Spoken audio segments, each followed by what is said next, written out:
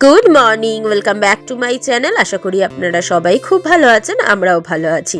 আজ সকাল থেকে না আপনাদের সঙ্গে কোনো রকম ভিডিও শেয়ার করতে ইচ্ছা করছিল না, তাই সন্ধ্যা থেকেই ভাবলাম আজকের ভিডিওটা শুরু করি। বসিয়েছিলাম আমার আর বাপনের জন্য কফি। অন্যদিন কফি বানাই যখন, আমি দুধটাকে জাল দিয়ে কফিটাকে কাপের মধ্যে ঢেলে নিয়ে দুধ দিয়ে ঢেলে গুলে নিলে পরেই রেডি হয়ে যায়। আজকে ভাবলাম কফিটা একটু গাঢ় করে বানাই, তাই একটু বেশি করে কফি দিয়ে দুধ দিয়ে ভালো করে ফুটিয়ে নিচ্ছি। আমারটায় চিনি দেবো না, বাপনেরটায় চিনি দেবো। তো এই যে আমার কফি কিন্তু রেডি হয়ে গেছে। এখন আমাদের দুজনের জন্য বেড়ে নিচ্ছি, আর সঙ্গে আমার শাশুড়ি মার জন্য বেড়ে নিচ্ছি। শাশুড়ি মা যদিও একটু আগেই চা খেয়েছে, তাও মাকে বললাম অল্প করে খাও, বেশি দিচ্ছি না। তা চলুন সন্ধ্যার চাটা খেয়ে নিই। ওই চা না, মানে কফি। আর কফিটা খাওয়ার পরেই আমি বানাবো আজকে চিকেন বিরিয়ানি। কাল না আমার বরের বন্ধুর ছেলের জন্মদিন ছিল, সেখানে আমার বরেরও নিমন্ত্রণ ছিল, আর ওদিকে আবার আমার মায়ের দোকান থেকে ওই যার জন্মদিন তার মা সব মালপত্র নেয়, তাই মাকেও নিমন্ত্রণ করেছিল। আর দুজনেই বিরিয়ানির এত প্রশংসা করেছে, বাড়ি এসে এত ভালো খেয়েছে যে আজকে আমাদের বিরিয়ানি খেতে ইচ্ছা করছে। সকালবেলা বাপনকে দিয়ে ওই আমিও গেছিলাম, রোজই তো যাই, মাংস আনিয়েই রেখেছিলাম। তো ভাবলাম যে আজকে তাড়াতাড়ি করে আগে বিরিয়ানিটা বসাবো, কারণ আমার ভাইকেও দিয়ে আসবো। আর আমার ভাই তো যেহেতু সকালবেলা যায় কাজে, তাই তাড়াতাড়ি রান্না করে না দিয়ে আসলে ও আবার না খেয়েই ঘুমিয়ে পড়বে, আর যদি দেরি করে ঘুমায় সকালে কাজে যেতেও দেরি হবে। তাই ভাবলাম যে আজকে তাড়াতাড়িই বসাই। তা চলুন, কফিটা খাওয়া হয়ে গেছে, এবারে আমি একে একে রান্নার প্রস্তুতি নিয়ে নিয়েছি। ওদিকে আমি পেঁয়াজ টিয়াজ সব কুচিয়ে নিয়েছি, মানে যা যা লাগবে।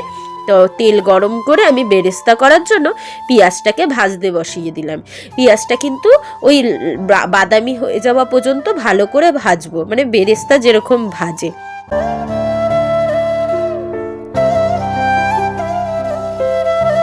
এই যে আমার পেঁয়াজের বেরেস্তা হয়ে গেছে, এবারে এটাকে আমি তেল ছেঁকে ছেঁকে তুলে নেব একটা থালার মধ্যে।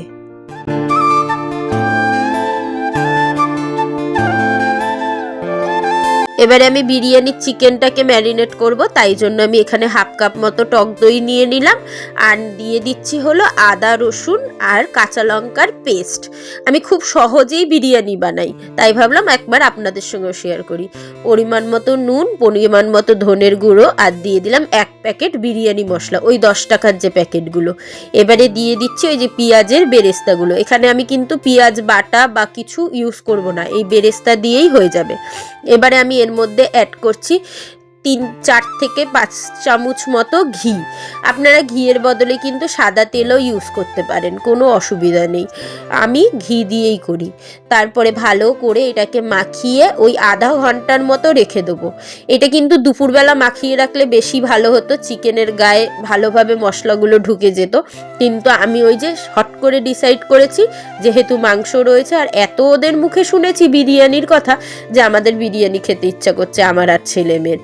এদিকে বাপন আবার বলছে কালকেও বিরিয়ানি খেয়েছি, তুমি আজকেও বিরিয়ানি করবে। আমি বলেছি তুমি যদি বিরিয়ানি না খাও তাহলে এই বিরিয়ানির চিকেন আমি তুলে রাখবো, সেটা দিয়ে তুমি রুটি খেয়ে নেবে, কিন্তু আমরা আজকে বিরিয়ানি খাবোই।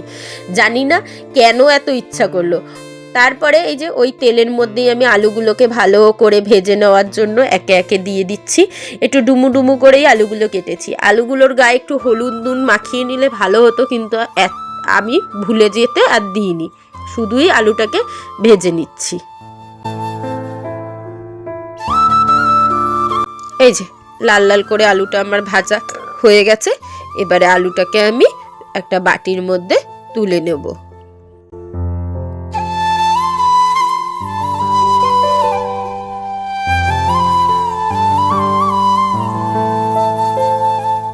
এবারে কড়াইয়ে যেটুকু তেল আছে তার মধ্যে আমি কিছুটা পরিমাণ ঘি অ্যাড করছি।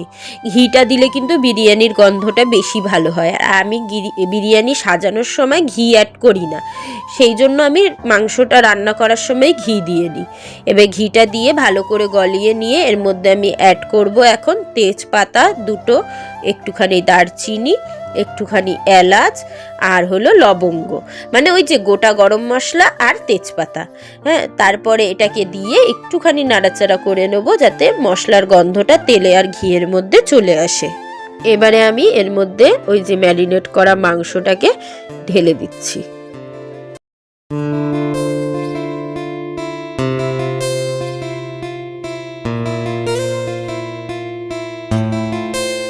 এবারে কিন্তু এটাকে খুব ভালো করে কষাতে হবে, কোনো রকম আমি জল অ্যাড করব না। ভালো করে কষিয়ে কষিয়েই মাংস আর আলুটাকে সিদ্ধ করে নেব।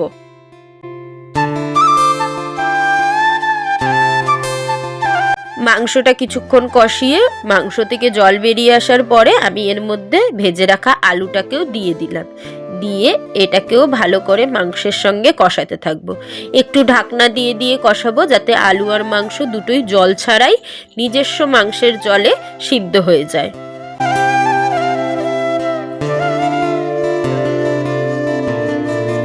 এবারে এর মধ্যে আমি কেওড়া জল, গোলাপ জল আর মিঠা আতর অ্যাড করব।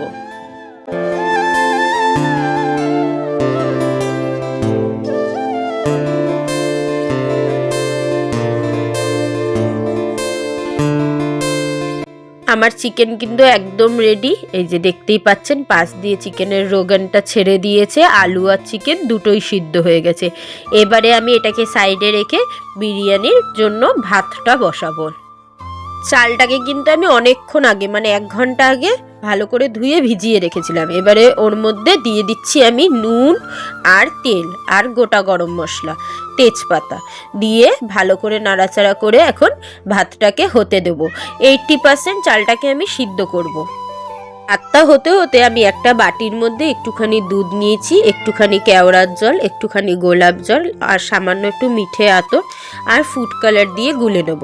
ফুড কালারটা খারাপ আমি জানি, কিন্তু আমার কাছে কেশর ছিল না, তাই জন্য আমি ফুড কালার অ্যাড করেছি অল্প করে। আপনারা চাইলে ফুড কালার স্কিপ করে গিয়ে কেশর দিয়েও এটাকে করতে পারেন, যদিও আমি একটু ব্র্যান্ডেডই ফুড কালার নিয়েছিলাম। তো এবারে আমার ভাতটা হয়ে গেছে, দেখতেই পাচ্ছেন পুরো ঝরঝরে হয়েছে ভাতটা। এবারে ভাতটাকে আমি 2 জায়গায় করে নিচ্ছি, কারণ আমি এখন লেয়ারিং করব। আর আমি লেয়ারিং করার সময় কিন্তু 2 ভাগে করি, মানে নিচের দিকে ভাত থাকে, তারপরে আমি চিকেনটাকে দিই, তারপরে এই যে গোলা দুধ, মানে কেশর গোলা দুধ, তারপরে বিরিয়ানি মশলা, নুন এগুলো দিয়ে আবার উপরে ভাত দিয়ে সেম প্রসেসে করি। আপনারা চাইলে লেয়ারিংটাকে বাড়িয়ে নেবেন, নিচে 1 লেয়ার ভাত, আবার চিকেন, আবার মশলাপাতি, তারপরে আবার ভাত, আবার চিকেন, মশলাপাতি, এরকমভাবে দিয়েও করতে পারেন। আপনাদের যা সুবিধা হবে সেইভাবেই করবেন। এটা আমার সুবিধা মনে হয়, তাই জন্য আমি এভাবে করি। আমি ভাতটাকে 2 ভাগে করে নিয়ে নিচের ভাতটাকে সুন্দর করে সাজিয়ে নিলাম। এবারে এর মধ্যে আমি চিকেন আর আলু একটা একটা করে দিয়ে দিয়ে পুরো লেয়ারিং করে নেব।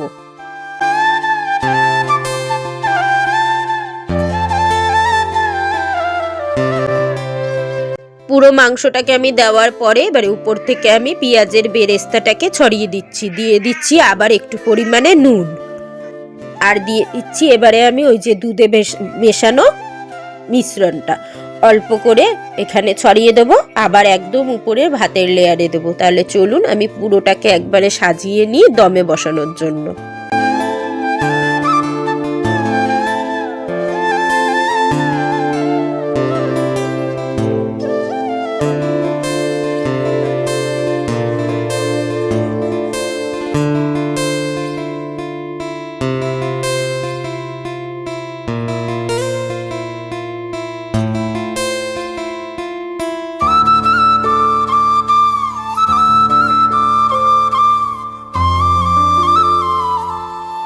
আমার বিরিয়ানিটা পুরো সাজানো হয়ে গেছে। এবারে আমি দমে বসিয়েছিলাম ওই 20 মিনিটের মতো একটা নিচে তাওয়া দিয়ে। এবারে আমি দেখাচ্ছি মিক্সড করে আমার বিরিয়ানিটা কেমন হয়েছে দেখতে। আপনারা দেখে অবশ্যই কমেন্টে জানাবেন বিরিয়ানিটা কি দোকানের মতো বিরিয়ানির মতোই হয়েছে নাকি হয়নি। আমাদের বাড়ির সবাই বলেছে খেয়ে আমি নাকি দোকানের মতনই বিরিয়ানিটা বানিয়েছি। আর সত্যি কথা বলতে আমার ছেলে মেয়ে দোকানের থেকে কিন্তু আমার হাতের বিরিয়ানি খেতে বেশি ভালোবাসে। মাঝে মাঝে বিরিয়ানিটা যদিও আমি মন থেকে না করলে পরে একটু অন্যরকম হয়েই যায়, কিন্তু আজকে একদম যেহেতু নিজের খেতে ইচ্ছা করছিল তাই খুব ভালোভাবে বানিয়েছি। এখন আমি যাচ্ছি ভাইয়ের খাবার দিতে, আমি আর গোলু মিলে এখন দুজনে চলে যাচ্ছি ভাইয়ের জন্য খাবার নিয়ে। এখন কিন্তু 10:30 বেজে গেছে। কত তাড়াতাড়ি রান্না বসিয়েছিলাম, কিন্তু বিরিয়ানির প্রসেসিংয়ে যেহেতু অনেক টাইম লাগে তাই সেই দেখতে দেখতে দেরি হয়ে গেল। ভাইকে যদিও ফোন করে বলেই দিয়েছিলাম যে একটুখানি জেগে থাক, আমি আসছি। এখানটা আমি মুখেই কথা বলছিলাম, কিন্তু এত আওয়াজ হচ্ছিল গানের, কপিরাইটের ভয়ে আবার ভয়েস দিলাম। চলুন গিয়ে ভাইয়ের খাবারটা বেড়ে দিয়ে আসি।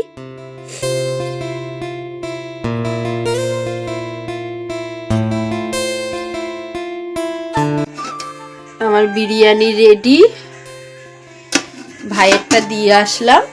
আর এই যে আমার গোলুরটাও দিয়ে দিচ্ছি। এখন আমার গোলু খেয়ে বলবে আপনাদের আমি বিরিয়ানি কেমন রান্না করেছি। গোলু টেস্ট ইট, কেমন হয়েছে আমার বিরিয়ানিটা, তোমার কেমন লেগেছে একটু জানাও। আমি কি দোকানের মতো বিরিয়ানি করতে পেরেছি? একটু আলু গরম, হ্যাঁ গরম তো, এক্ষুনি তো না, একটু আলু ভেঙে নিল, তারপর একটু মাংস ভেঙে নেবে, তারপর একটু ডিম ভেঙে নেবে, নিয়ে একটা বাইট দেবে, সেই ফুড ব্লগারদের মতো বাইট দেবে। আমার ছেলে ফুড ব্লগার হয়ে গেছে। একটু ডিমও ভেঙে নিচ্ছে, একটু মাংস, একটু আলু নিয়ে নিয়েছে, এইবারে একটু রাইস নিয়ে একটা, ও